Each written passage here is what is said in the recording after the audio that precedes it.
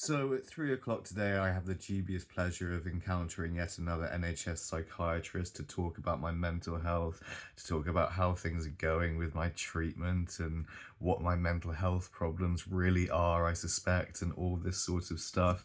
And I guess I'm going to have to come up with the same sorts of arguments that I've been saying for years, really, about the way that I've been treated and misdiagnosed and all these sorts of things. Since in fairness to them, in recent years, they have diagnosed me with OCD, which was my complaint to begin with about 10 years ago now, when I was first sectioned under the Mental Health Act and first diagnosed with a first episode of psychosis. I actually implored them to recognize that I was suffering from obsessive compulsive disorder and post-traumatic stress disorder. They haven't yet diagnosed post-traumatic stress disorder, but hopefully they will do in the future, and hopefully they'll also diagnose autism spectrum disorder, since I believe I suffer from that, and that's been a major factor in the evolution of my mental health over the years. But yeah, I'm going to get into, I think, this topic of delusions in this video, and this is one of the key things that has underpinned my diagnosis of psychosis and later schizoaffective disorder, that I've apparently been suffering from delusions which are not amenable to treatment.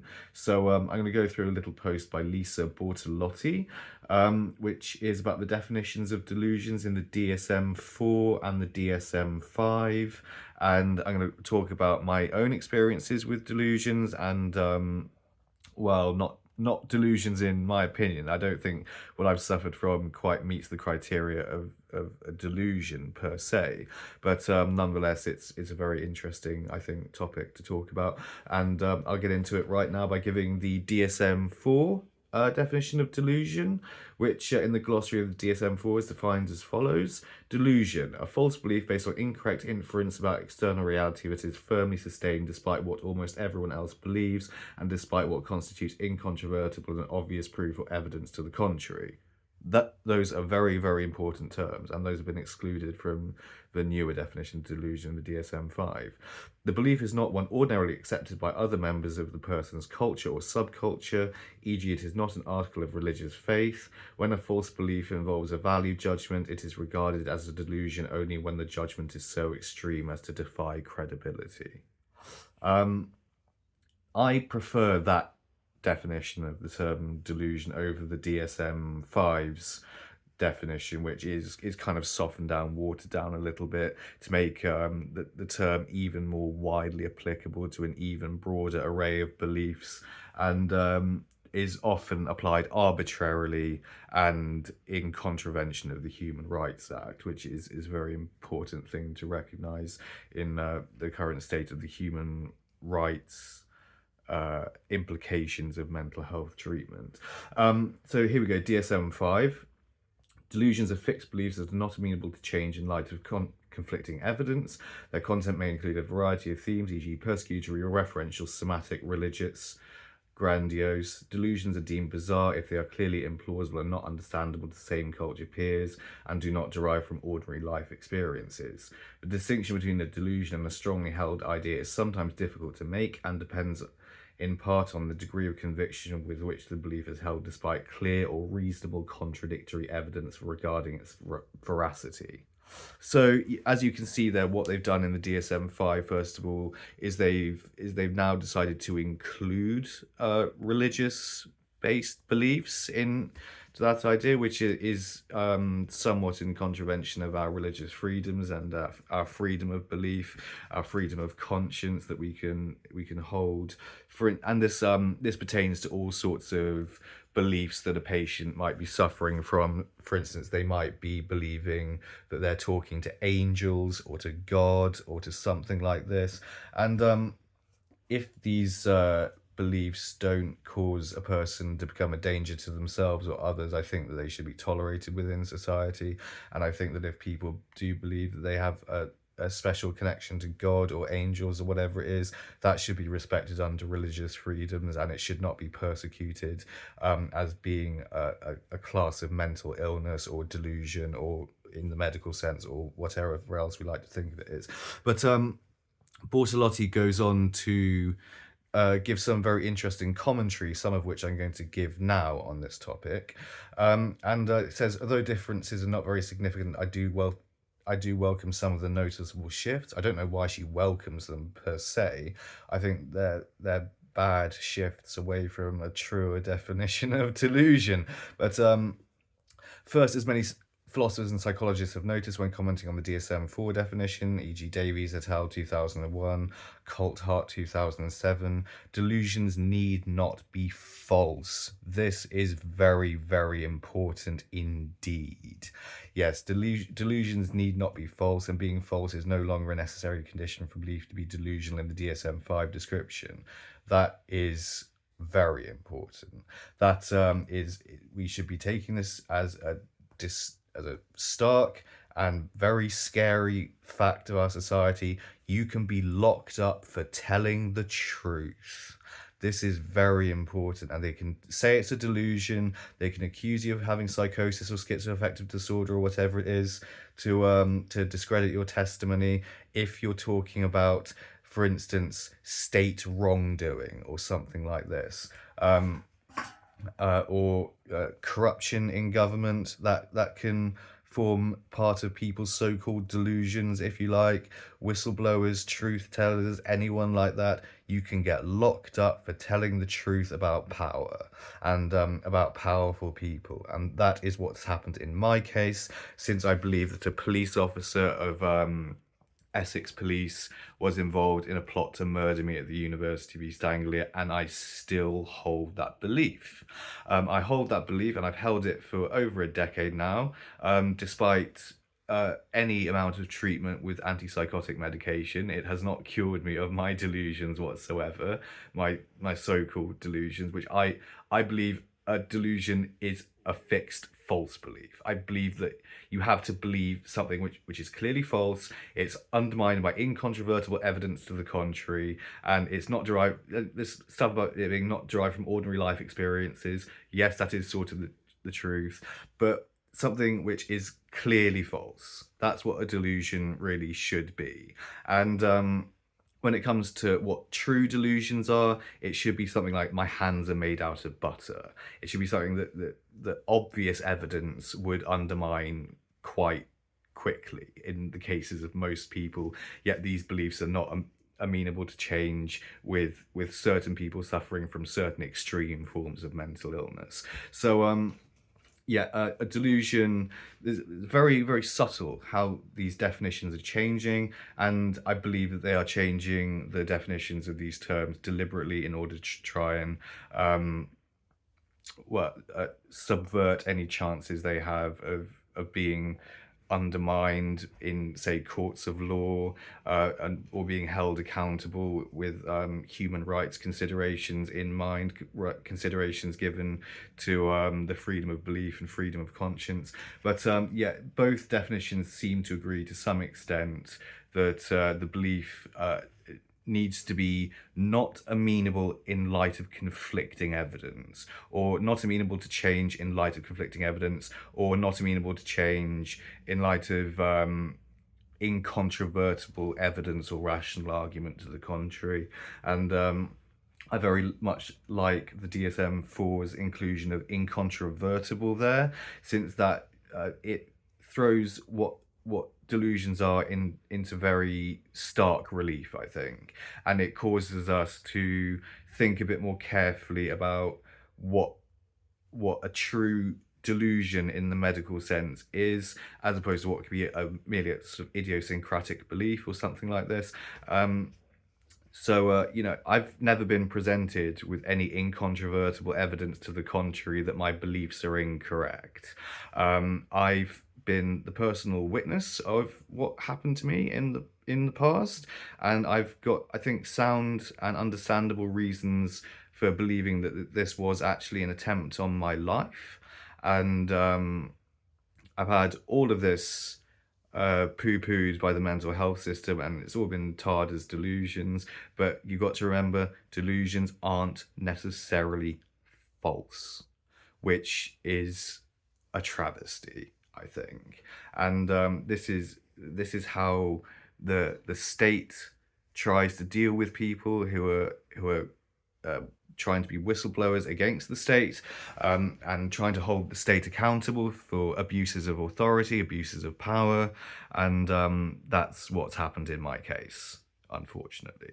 This former police officer, those are his words, not mine, at the University of East Anglia, I believe, concocted a plot to have me killed on a staircase. I believe he was given money to do this, or given the promise of money to do this by someone connected to our family, who's also connected to the government, and I believe she was arranging this plot to try and ultimately, you know, uh, get hold of my father's farm, which she would then sell, and, you know, trying to bump me off to get the inheritance, basically. And it's worth a lot of money. It's worth millions of pounds. So I believe that that's a credible enough motive for doing something like this. But then again, I may be wrong. I don't know. I don't know.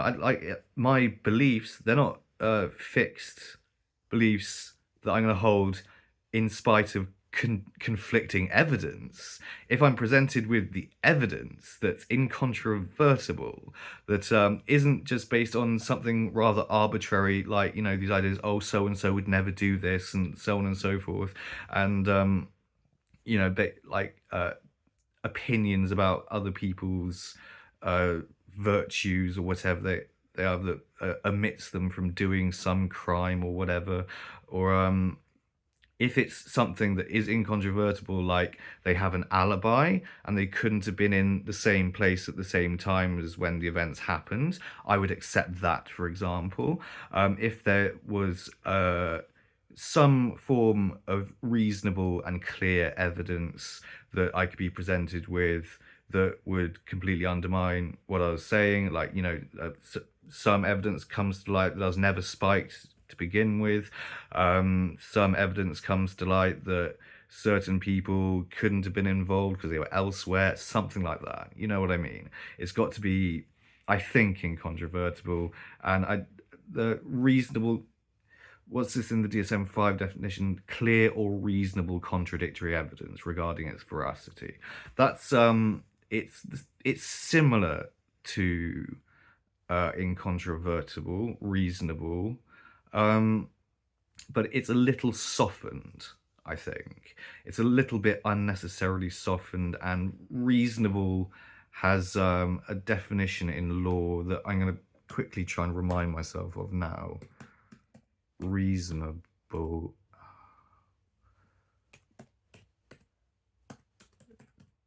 Definition law. Okay. In law, reasonable refers to a state of fairness, moderation, and prudence defined objectively by what an average thoughtful person would do under similar circumstances. It is not based on subjective intent, but on an objective inquiry into the context of the situation.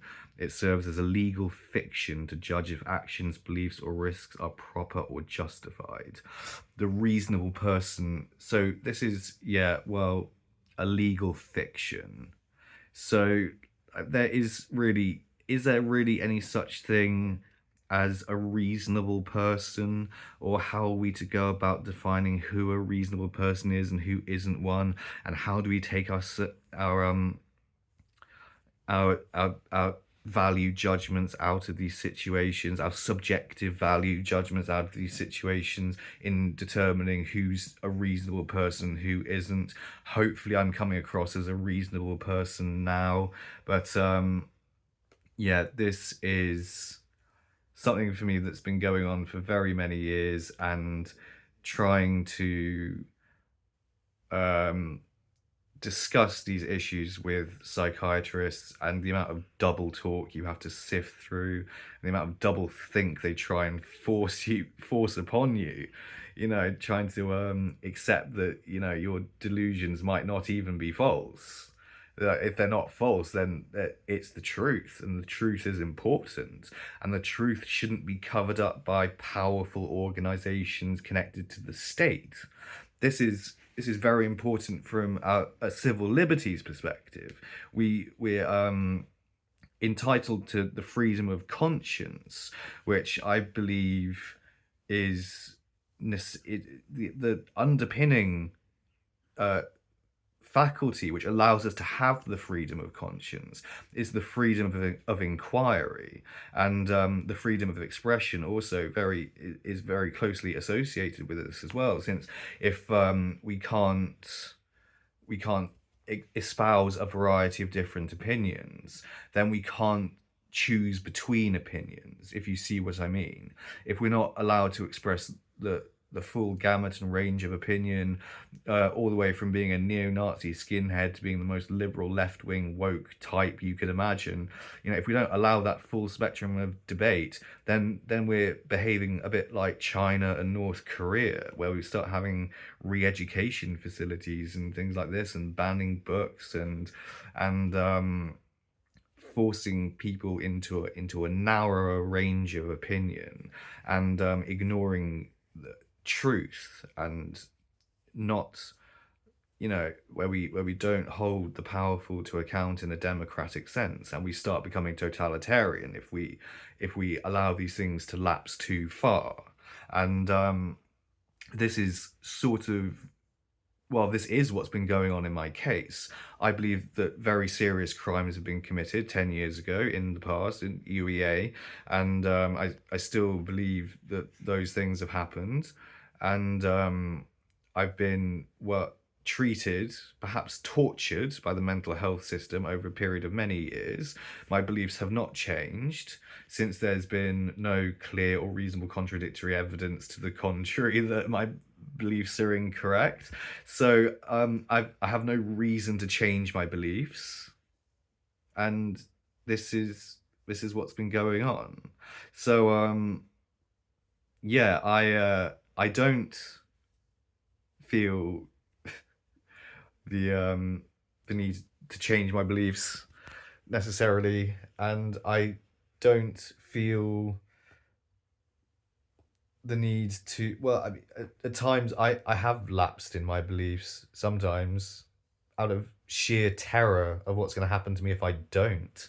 And I have been momentarily re-educated by the system, and I've done a couple of videos like that where I was just terrified of long-term sectioning and so on, and these sorts of things, unless I change my beliefs. But I think that was only on one occasion, and I don't think that on careful reflection of what's happened, I still don't think that it is false. And if we can't believe in the truth, then we have no freedom of inquiry, and the state is again acting in a way that's totalitarian and highly authoritarian and dismissive of facts and reality. And that's an example when I believe that the state is actually becoming delusional, or the agents of the state are actually becoming delusional. And I've had one psychiatrist tell me that delusions are simply not what everyone else believes, and that admittedly is part of the DSM-4 definition. This is firmly sustained despite what almost everyone else believes, and despite what constitutes incontrovertible and obvious proof or evidence to the contrary. He was quoting the DSM-4 there, but he left out, conspicuously enough, this issue of incontrovertible evidence and rational argument to the contrary, or obvious proof, and so on, which was conspicuously missing from his judgment of what delusions were, since a lot of these doctors are not very bright, actually, and a lot of them, I think, would have failed medical school unless they'd taken the psychiatry track, and a lot of them are really just in it for the money, the status of being a doctor, and to have a comfortable 9 to 5 sort of working pattern where they don't have to be in hospitals all the time, working 70 hours a week, and so on. So they just sort of get into mental health because it's a bit easier, and they can not really fuck up in so many ways, and they don't have to know all that much about anything particularly, and they can just sort of look at a patient, say, oh, they got psychosis, and just funnel them meds, and and that's their they're done with you then, sort of. And that's largely how psychiatrists really seem to operate in my experience. And yeah, I don't know really what else to say. This is going on to be a long video. It always kind of is a long video when it gets into mental health, because there's so many different vicissitudes and subtleties to it all that it's often very hard to speak about it. But yeah, uh, we can be deluded if we're believing the truth. Apparently, sometimes the truth is too uncomfortable for people in high positions of authority within the system, operating on behalf of the state. That they will use the power of that system to try and silence you, and they'll use the psychiatric drugs at their disposal to bully you and intimidate you and to pacify you and to coerce you basically into following along from what they believe, and or following what they believe and being a blind adherent to their own dictates. And that, I think, is probably a lot more common than people give it credit for. The rate at which psychosis is misdiagnosed is very high. Misdiagnosis for psychosis is very common, and it's at rates of about 24% of cases is misdiagnosed to 39% of cases being misdiagnosed, almost half. I would have suggested that those are actually conservative estimates, and that the rates of misdiagnosis is higher. And through my extensive experience with people suffering severe mental health conditions, I would have said that true psychosis, is rather uncommon, thankfully. And I've only encountered a few people who I would have said really suffer from true psychosis, and have these people who they either don't talk at all, or just constantly babble on about stuff, and you can't get a word in edgeways, and it's word salad, and it really is formal thought disorder. Or they're people in a totally catatonic state where they're not saying anything at all, or like one poor gentleman who I knew, I think, was suffering from a form of dementia as well, because he was an older chap, and he could only say the word seven. So I think that was also an indication of something more like true psychosis. And yeah, that it's a small minority of people, I think, who unfortunately enough do suffer from these conditions genuinely, but it's very often applied arbitrarily in a slipshod fashion, with no basis in evidence, with a poor understanding of the diagnostic criteria of the DSM-5 and 4, and through and like even when it comes to hallucinations like voicing hearing experiences, when it comes down to it, we're human beings. We've all heard a voice in our heads at some point in our lives, have we not? When it becomes a part of diagnostic criteria for psychosis is when you lack insight into those hallucinations. So I've heard voices in my head before, but I've never been under any illusions that it hasn't been coming from my own mind. That's the clear distinction. I've always known that these are internal fictions generated by my own psyche. So like I've never experienced hallucinations in the medical sense, where insight has been absent, although of course they've tried to claim otherwise and say that insight has been absent, and that I don't know on what basis they've been trying to claim that. I've never held the belief that I've ever lacked, well, insight into my own mind or into the experiences that I've had. So yes, I don't know, but these people, they lie, they cover their tracks, they alter the definitions in the DSM-5 manual to try and make it easier for them to carry out these abuses of power, and to make it, for instance, more easy for the government to, when the government does something wrong, get the victim locked up in a psychiatric hospital so that no one believes them, turn their families and friends against them, tragically enough. And that's also what's been happening in my case. And families and friends, they will never become invested enough in your case to really go through the evidence and the research literature in things like psychosis to form an expert understanding of that. So they'll only ever be influenced by people like doctors and mental health workers when it comes to the subject of your mental health. And this was carried out in the first instance by early intervention service, the biggest load of creeps I've ever come across in my entire life, I'm afraid to say, working on behalf of the state.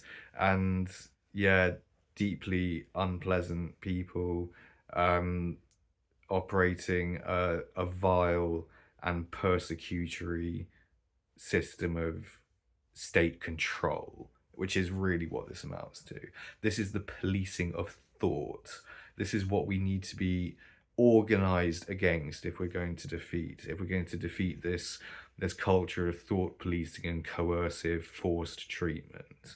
And I believe that all has to be brought to an end. I believe in at most the short-term use of antipsychotic medications. I believe that these medications are a lot more unsafe than is given credit for. I don't believe that they have any particular efficacy in the clinical sphere. This is because I've seen a huge number of people with psychosis go through the mental health system and not get better. And the people I have seen get better are the ones who managed to remain off medication. And you see what I mean. But this has really gone on for long enough. I'm going to talk to this psychiatrist today. I'm going to tell you possibly about what she said. And I might even record it, since I do tend to record people like that at times, because it's very important, I think, that the public are aware of the people who are handing down these sorts of diagnoses. And to their credit also, and this is one more thing I will mention just at the end of the video, I suffered from OCD and PTSD. I've suffered from OCD since I was 19, and it hasn't really gone away, and it's been exacerbated by my treatment with antipsychotic medications over the years. And I suffered from PTSD also due to the variety of traumatic experiences I've been through in my life, of which getting spiked on a staircase was one, and getting spiked a second time, I think with PCP in my tobacco, was another one, which triggered the hallucinations. And the what else do I want to say? Yeah, so OCD can often masquerade as psychosis, and this has been reported in a few different cases in recent history. And yeah, the symptoms of OCD can often be mistaken for psychosis. I think that that's an acceptable kind of, not an acceptable, but you can see how, doctors not being perfect and all this sort of thing can maybe mistake OCD for psychosis. And yeah, even though I was protesting of suffering from OCD at the time, and that was completely ignored, I think, because of the implications of the accusations that I was making about police officers and so on. It'd be very embarrassing for the police if that sort of thing were to ever come to light. They'd rather not investigate it at all, and they'd rather just shuttle me through the mental health system and discredit my testimony, which, I mean, is obviously illegal.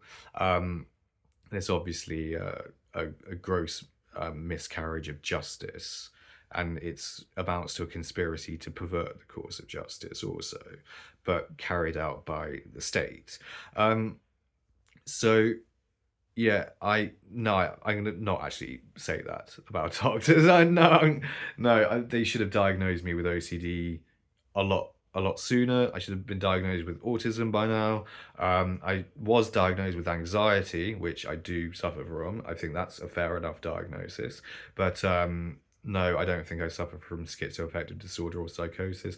I don't think many people actually do suffer from those illnesses. And yeah, when they do, it's really obvious.